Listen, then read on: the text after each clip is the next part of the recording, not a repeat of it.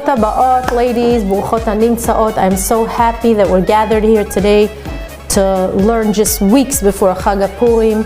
It's so important that we understand this auspicious Chag on our calendar. It is actually such a holy, holy Chag. We're going to learn about the holiness of that Chag in the next few classes. But so far we've been learning a series. We have a series on Purim. This is class number 3 from that series, the final class of that series. I've been getting emails from people saying that they love the series. Baruch Hashem, I'm so happy.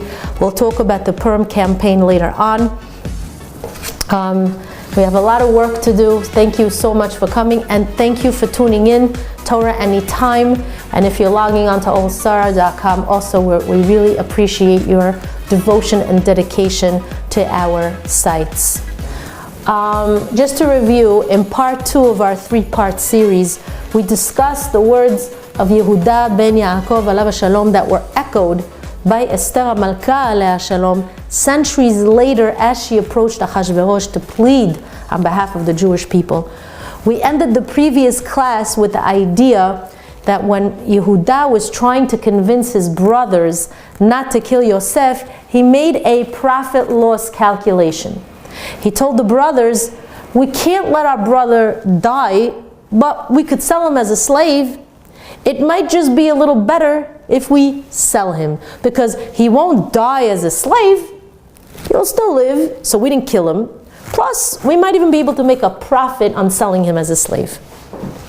And then we asked, wow, those words sound familiar to us. When else did this type of scenario take place? We said that if we fast forward a few centuries later, we hear exactly the same thing from Esther Amalka. Esther, in her supplication to Achashverosh, is also making a profit loss calculation. She says, I'm appealing to you because the Yehudim, the other side of the family, Malchut Yehuda, they're going to die. And that's why I'm coming to you. And I want to point out to you, Achashverosh, that theoretically speaking, you know that if they were only going to be sold as slaves, I wouldn't say anything, and not killed, I wouldn't say anything. That is, I'm now going back to my memories of when my side of the family was sold as slaves. That's all coming back to me. And if they were only sold as slaves, I could see myself keeping quiet, because my side of the family was sold as a slave and everybody kept quiet. Nobody said anything. Nobody did anything. They let Yosef be sold. I could keep quiet. But I'm remembering what Mordechai said to me. He actually told me not to keep quiet. He told me not to allow such a thing to take place. And then he said to me, of course I could always tell myself that I'm not the one wiping out the other side of the family. Achashverosh is. I know it might suit me on some level to keep quiet. Didn't they sell my family out to a pack of Ishmaelim? But Mordechai asked me not to give in to that. Not only that, but if the king, if you, Achashverosh, are going to make a profit off of them, I couldn't get involved in taking away the money which you would make from the slave labor. But they're not going to be sold as slaves. They're going to be killed. And because they're going to be killed, I'm appealing to you, my king. We left off saying that what we see from this appeal is that this complex logic on Esther's part actually fails. We could almost hear the bitterness over the centuries in Esther's voice, thinking about the past and what Malchut Yehuda did to Yosef HaTzadik, and Esther does not succeed over here. She manages to get Haman killed, but that's it, right? The decree against the Jews was still going to take place. And we said, at this point in the Megillah, had the Megillah ended right over here, after Esther's appeal to the king, this first appeal, it would not have been a holiday. It would have been a Holocaust, because Malchut Yehuda would have been destroyed. The reason why it turned into a festive and joyous Chag was because Esther had one more chance. So in this last shiur, we're going to see where that second chance actually worked and why it worked. But in order to do that, we have to look into the Chumash and analyze Yehuda's confrontation with Yosef over Benjamin. It's all coming to a head now.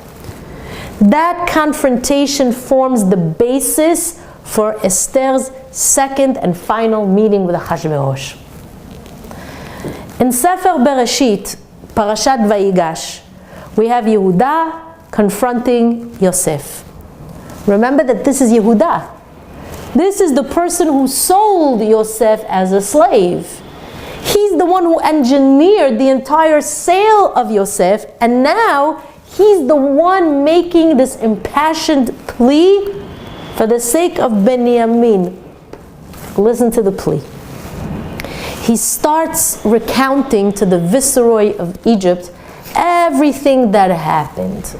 Vayomer, Avdecha avi elenu. My father did not want to send Benjamin down to Egypt. He told us, Atem yadatem ki shnayim yalda li ishti. You know that my wife only gave birth to 2 children. I want you to think about that for a moment. You know that my wife only gave birth to 2 children. Was it that again? Yaakov to Yehuda. And Yehuda is repeating this to Yosef. But how many children did Yaakov have? He had 12 sons and Dinah. Why is he only talking about 2 children? And which wife is he talking about when he says Ishti? He's obviously referring to Rachel. But it seems as if he's not counting Leah at all over here. I imagine it must have been very difficult for Yehuda, a child of Leah, to say the words that his father told him, my wife only gave birth to 2 children, as if his mother Leah didn't even exist. That must have been very hard for him to repeat that. You have to wonder if the feeling that Leah's children didn't count, maybe that triggered the jealousy of the brothers towards Yosef to the extent that they were willing to throw him into the pit and leave him there to die. And now years later, Yehuda is coming face to face with that reality again when he tells the viceroy of Egypt, my father told us, you know that I only had 2 children from my wife. Vayetze ha'echad mi'iti. Yaakov says to Yehuda, 1 child already left me and I don't know what happened to that child. Velo ra'itiv. I haven't seen him since then. And now you're going to take this last child from me? I want you to think about how difficult it is for Yehuda to repeat these words. And then Yehuda says, and if that happens, if I go back to my father, vehana'ar einenu iti, and the young lad Benjamin is no longer with us, venafsho kshura benafsho. You have to understand that my father's soul is bound up with the soul of Benjamin. He loves this kid more than anyone because he loved his mother more than any of the other wives, even more than my mother. And therefore he loves this boy more than he loves me. How difficult is that to say? And then Yehuda tells the viceroy, Vehaya kir'oto ki en hana'ar v'met. If my father sees that I did not come back with Benjamin, he's just going to die. Vehoridu avadecha et tzvat avdecha avinu. I cannot let my father die after seeing a second child of his disappearing all over again. Ki avdecha arav et hana'ar. Because I took personal responsibility over Benjamin. Im lo avinu alecha v'chatati le'avi kol hayamim. If I don't bring Benjamin back to my father, I will have sinned before my father all the rest of my days. Therefore, Yeshevna avdecha tachat hana'ar. I'm willing to take this boy's place and be your slave. And let this thief, Benjamin, go back with his brothers, because my father would want it that way. He would want him more than me.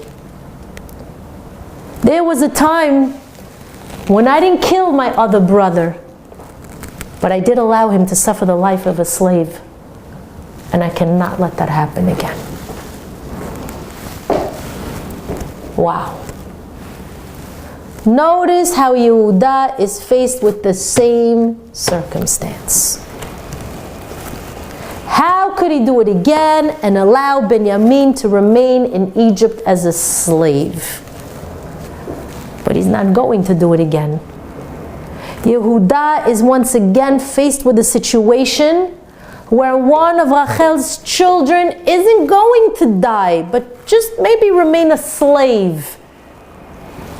22 years earlier, Yehuda agreed to such a circumstance, but now he's saying, no way, And then he says the words that Esther mimics centuries later. Ki ech e'ele el avi, because how could I possibly go back to my father? Vehana'ar einenu iti, and the young lad isn't with me. Pen er'e bara asher yimtza et avi, lest I see the evil, the terrible things that are going to befall my father if this boy does not go back. These are the words that Esther mimics centuries later. And why is Esther repeating them years later? Because remember what Esther was remembering. Remember what she was remembering as she stood there in front of Achashverosh. What was she remembering? She remembered the selling of Yosef. And that bitterness of what Malchut Yehuda did to Rachel's child, it didn't help her plea the first time that she went to the king. It didn't help her the first time around because she had that bitterness inside of her. But when she approaches the king the second time, after the two banquets, you see that she kind of puts the selling of Yosef aside, and she remembers the end of the story instead. She remembers the words of Yehuda as he stood before Yosef HaTzadik, Pen er'e bara asher yimtza et avi, lest I see the evil that will befall my father. I cannot let this happen. And that's when she tells Achashverosh, Echacha uchal vera'iti. Same words. How can I stand by and watch this? Watch Malchut Yehuda go down in flames. What's happening over here? Esther is the child of who? Esther is a descendant of Benjamin. She's from Shevet Benjamin. That means from Rachel. And now the tables are turned. It's up to her to save the Yehudim, the descendants of Yehuda. And now we have to ask a very important question. When did Benjamin ever repay Yehuda for that moment when Yehuda was willing to save him from being a slave in Egypt? When did he ever repay him for that? It took centuries, but the answer is right here, Megillat Esther. When Esther goes to the king and repeats the words of Yehuda, she's in exactly the same position that Yehuda was in exactly the same position. She could let those Jews live as slaves. Why not? And she says the same words that Yehuda says. She pretty much throws her lot. She throws her lot in with the rest of the Jewish people. With Malchut Yehuda, she says, forget Malchut Yehuda. We're all Yehudim now. We're all from the tribe of Yehuda, so to speak, in the sense that how can I possibly go and see the evil that's going to befall my people? That's all that matters. Doesn't matter Shevet Yehuda, Shevet Benjamin, sons of Rachel, sons of Leah. We're all brothers in the sense that how can I watch another brother of mine suffer? So it's not just Yehuda's words that she echoes. It's exactly the same situation. And what she does echoes the act of Yehuda centuries before as well. Because look at what happened then, and look at what happened now. Back then, Yehuda promised to save Benjamin and bring back Benjamin to his father, and he made a tremendous effort to do that. Technically, he could have let Benjamin remain as a slave to Yosef, and he could have gone back to Yaakov Avinu and told him, look, I really did try to ensure his safe return, but how should I have known that this little kid was going to steal the royal goblet? I did my best. And by the way, Abba, you should take comfort in the fact that he's not dead. At least he's just a slave. He could have done that. But instead, he makes this daring appeal to the viceroy, throwing his lot in with Benjamin. And the same thing happens centuries later in Shushan HaBirah. Esther told Mordechai that she's going to try to save the Yehudim. And she really did try. She made a valiant effort to save them. The first time she went to the king, it didn't work so much. Meaning, she got Haman killed, but what was still looming in the dark? The decree against the Jewish people, right? The death decree. But she could have gone back to Mordechai and says, well, what could I tell you? I tried. At least Haman got killed. But instead, she makes a second appeal to the king. And in order to do that, she throws her lot in with the Yehudim. And she says, you know, Achashverosh, that I'll have to be destroyed along with them. Because I cannot possibly go on and stay alive while I watch them die. So you're going to have to execute me as well. And that's how Achashverosh sanctions those additional letters, the scrolls, that allow the Jews to bear arms and defend themselves without the interference of the Persian army. So what do we learn from all of this? One of the things that the Megillah is about, and the heroism of Esther HaMalkah, is very deeply connected with this notion of remembering. Memory is very important in the Megillah. It's very important in our confrontation with Amalek. We call it Parashat Zachor for a reason. Zachor means to remember. It's the parasha of remembrance. Amalek, and combating Amalek is fused with the idea of remembering. But what does it mean to remember? To remember means never to forget. Look at the challenges Esther faced. There was a long and very difficult history that lay behind everything Esther did. She was from Shevet Benjamin, and she was called upon by Shamayim to save Yehuda. Thinking back to the pain between these two sides of the family, where you have Rachel on one side and you have Leah on the other side, Esther thinks back to the beginning of the story when Yehuda betrayed her side of the family. And because her words to Achashverosh the first time around were marred with the bitterness of that memory and that betrayal, her first attempt at saving Malchut Yehuda failed. But then Hashem gave her another chance. This time she decided to remember the end of the story. How Yehuda redeemed himself by pledging himself up as a slave so that Benjamin wouldn't have to live the rest of his life as a slave. She remembered, she decided, we'll say, to remember that moment of unity at the end of the story. And centuries later, she, a descendant of Shevet Benjamin, repays that selflessness to Yehuda by not allowing herself to sit on the sidelines and by demanding that the Yehudim be saved, because how could I possibly see the evil that is going to befall my people? Ladies, Purim is also a chag about remembering. And remembering, if you think about it, is really something that goes to the core of what it means for us to be humans. There was a book called Stumbling on Happiness that was written by a man named Daniel Gilbert. In the book, he writes that every good psychologist has to try to end a sentence, try to end this particular sentence that begins with the following words. A human being is the only animal that, ... fill in the blanks. Meaning, you know what the end of that sentence is?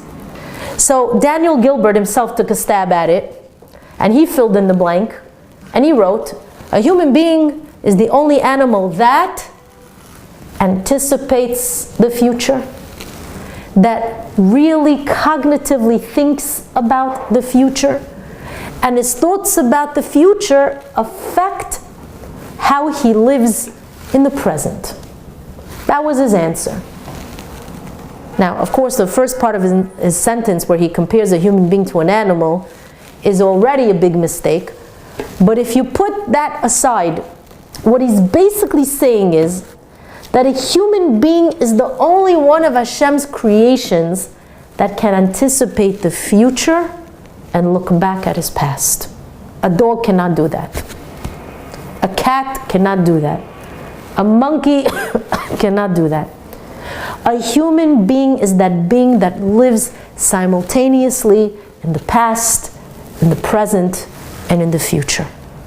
Although we live one day at a time, but as we live one day at a time, we live it filled with memories of the past. And that past influences how we're going to act today. And looking towards the future influences how we're going to live today. And that's the essence of tshuva, if you think about it. Because we live in the past and the present and the future all together, all wrapped up into one, that's how we resemble Hashem. Like we see this concept in Hashem's name, Havaya. The letters Yud, Hey, Vav, and another Hey are actually, if you look at the letters, they're an overlay of three different kinds of existences. Because in Lashon Kodesh, the word for the past is Hoveh. Oh, there you go. Yud K Vav K has Hoveh in it. The word for the past is Haya. It's also Yud K Vav K has in it the word Haya. And the word for the future is Yihiyeh. So if you overlay all these Yud K Vav Ks, you'll see he has also in there. All these tenses are in the word Havaya, in the name Havaya, Hashem's name. Past, present, and future. You know what that means? Hashem's being is such that he exists outside of time. All the times are wrapped into one for Hashem. The past, the present, and the future. It's all one. It's all the same. Human beings have the gift of the past, the present, and the future. But the difference is that we travel through time. We're not outside of time like Hashem. But the point is that human beings were created B'Tselem Elokim, in the image of God. And what that means is that we also can have access to the past, the present, and the future. And as we travel through this tunnel of time, we too exist in all these phases at once, in the sense that the present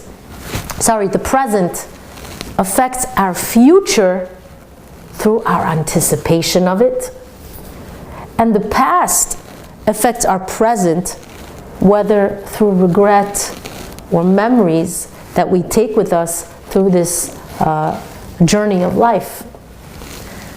The Rambam, for example, alav shalom, defines the process of tshuva and change. Tshuva and change in these terms. He says, how is it that a person changes? How is it that we change? How is it that we could do tshuva? The Rambam says that there are three major components with a fourth element. The fourth is vidui, which is that we have to confess our sins, but that's different than the other components, he says. There's the apology, which is an integral aspect of tshuva. You have to apologize. There's an intrapersonal aspect of tshuva, which is the process of change that's happening. And what happens in that process? The Rambam says there are 3 parts to the tshuva process. First, I have to stop doing that which is wrong. That's number 1. Then, I have to commit myself not to repeat the sin in the future. And then, I have to regret my action. I have to regret having done what I did in the past. If you think about these 3 things, you'll realize that they're all the same thing. It's about stopping to do that which is incorrect. And there's 3 aspects to stopping to do the wrong thing. There's 3 aspects. There's a present aspect to it, meaning I stop doing the sin right now, right here, this moment. That's the present. There's a future aspect, which is anticipating that in the future, if I'm faced with the same challenge, I'm not going to repeat the same mistake. That's the atid, that's the yihiyeh. And there's an aspect which is regretting what I did. And that's in the past. In order for us to let go of something that we did wrong, we really need these 3 things. The past, the present, and the future. And that's why remembering is so important. That's why it's so important. Remembering isn't only about the past. It's not about this cute thing that we take along with us in the future, our good memories. It's about something that affects us every single day. It's about things in the past that we carry with us that change our present, and they can even change our future. That's why remembering is so important. So the Megillah is telling us about how to deal with remembering things. It's telling us something very profound. It's teaching us that it's very nice and wonderful to have beautiful memories. But what about the painful memories? How do you deal with those painful memories? That's what the Megillah is teaching us. It's about the challenge that Yehuda faced as he sees himself against the children of Rachel, the beloved wife of Yaakov. It's the challenge that Rachel's children face as they look at the children of Leah and feel the pain of what they went through at their hands. So how is it that Esther dealt with those painful memories? You know, there's a temptation to turn your back on what you remember. To say that what you remember doesn't matter. To take those painful times and say, the painful times don't matter. I don't need to remember them. All I need is to remember the happy times. Isn't that the easiest way to go forward in life? But Megillat Esther is teaching us that although that is the easiest way to move on, it doesn't work. Think about Esther HaMalkah. She remembers the painful part of Benjamin's relationship to Yehuda, and it's a very sore topic. The bitter feeling is so present that it puts an obstacle in her way when she pleads with Achashverosh the first time around. And maybe that's even necessary. Maybe you have to go through the motions. Maybe you have to really remember the bad things and then remember the good things. And then you have to tell yourself a good story. Remember that telling yourself a good story is a choice. You have to remember the bad and you have to remember the good. But then how do you put them both together? What story are you going to tell yourself? What are you going to tell yourself? Are you going to tell yourself a story where the negative occupies the front and center while the good is just a footnote? Or are you going to tell yourself a story in which the good is the climactic moment that the bad just led up to? That's the story that Esther chose to tell herself. She made a choice about how to deal with the bad and the good memories. And I think that's a major lesson that we can learn from her. Being faithful to our memory means to remember everything. Everything you have to remember. But you have the choice as to how you tell yourself the story. We can color our stories with only negative experiences, or we have the power to make the good come from that negative experience. We have the power to see what positive outcome came out of that negative story, the negative situation. When we decide to tell the story of the ultimate good that was done, and then function from that place, rather than the place of those bad memories and experiences, you know what happens? We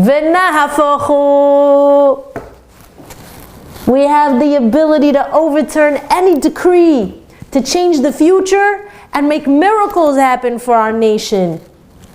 And in the end, we're all Yehudim. We're all just one nation, living under the leadership of one flag, which is the Torah of the Ribono Shel Olam. What should connect us is the ultimate goal, which is the Geulah. That's the story of Purim. It's the story of how the Jews were saved from annihilation because one woman looked at the past and decided she wasn't going to keep the flame of hostility and conflict alive anymore. One woman decided that it's time to repay the debt to Yehuda for making amends and correcting a mistake that he did in the past. One woman decided to become a part of the nation rather than to remain divided in her own personal encampment. One woman decided to bring us all together under the flag of Yahadut. And what did she accomplish? ליהודים, ליהודים הייתה אורה ושמחה וששון ויקר. And so it shall be with us. If we make the same sacrifices, it will be with us too, ladies. כן יהיה לנו בעזרת השם. I just want to quickly go over the Purim campaign that we're having now for the 500 families in Eretz Yisrael. I've said this quite a number of times already. We have a major campaign where I'm helping my Rav and my Rabanit raise funds for 500 families in Eretz Yisrael that can't afford to have a Purim Seudah.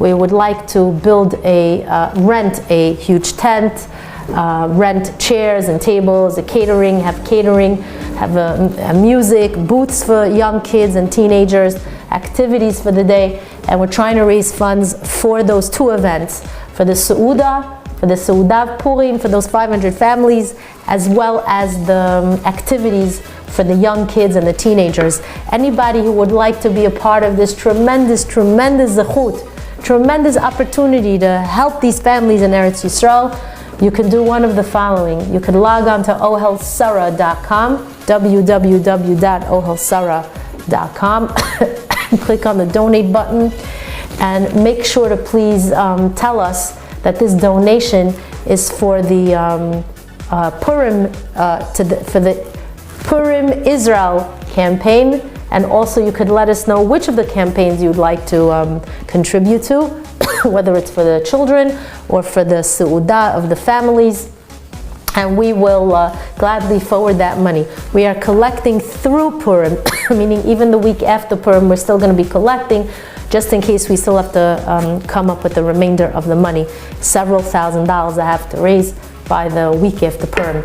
It's not a long time for me to raise that money solo, but I'm not solo. I have all of you, so I'm so happy. I know that the Nashim Tzadkaniyot are going to come through for me, and the husbands as well. I have every faith in the world. I want to wish you all bracha ve'atzlacha b'chol ma'aseh yadechem. May HaKadosh Baruch Hu protect and safeguard you and your families. May you see tremendous blessings flowing into your life from all the tzedakot that you are, I won't say dishing out. Well, dishing out is a good word to use because of the Seudah, but that you're sharing with us. And Be'ezrat Hashem Yitbarach. This should be our last Purim. The next time, last Purim here in the Galut, we'll say. The next time we celebrate this Chag it should be in Eretz Yisrael, in Yerushalayim, Ir HaKodesh, Ir HaBenuya, with the Bet HaMikdash, with Mashiach Tzidkenu, with the Ribono Shel Olam in our presence, the Shechina HaKedosha. Bezrat Hashem it will be. Ken Yeh Lanu. Amen Ken Yehi Ratzon.